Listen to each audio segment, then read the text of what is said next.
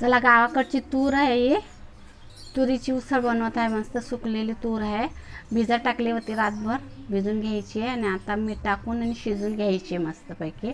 5-6 शिट्ट्या घ्यायच्यात म्हणजे छान नरम होऊन जाते. चला आता कढई ठेवली, तेल टाकलेलं पहिले, राई जिरं टाकायचं आहे, अद्रक लसूण आणि हिरवी मिरची बारीक चेचून टाकायची आहे, कांदा टाकायचा आहे आणि हिंग टाकून आणि मस्त परतून घ्यायचं आहे. कढीपत्ता पण टाकून द्यायचा आहे, वरनं कढीपत्ता राहिला होता. आता टाकायचेत मसाले, हळद, काश्मीरी पावडर, धनिया पावडर, गरम मसाला, मीठ टाकायचं चवीप्रमाणे. पहिले पण मीठ टाकलेलं होतं तूर शिजवताना. टमाटे टाकून वांगे टाकून परतून घ्यायचं. खूपच छान झालेलं आहे बरं का भाजी. एक हिरवं वांगं होतं ते पण टाकून दिलं आहे, मला हिरवं वांगं जास्त आवडतं. आणि शिजलेली तूर जी आहे ती टाकून द्यायची आपल्याला आणि मस्तपैकी हलवून घ्यायची आणि झाकण ठेवून अजून वांगे शिजेपर्यंत.